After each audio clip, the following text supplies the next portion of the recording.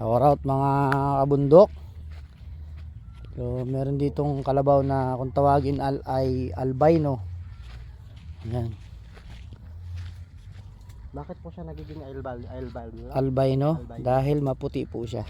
Pero kalabaw pa rin siya. Opo, ayan. Pero kalabaw pa rin siya. Opo, ayan o. Buti pa yung kalabaw maputi. Sabi ng isa dito, buti pa daw kalabaw maputi. Shout out mga kabundok. Albino po ang tawag dyan. Iyan. Albino.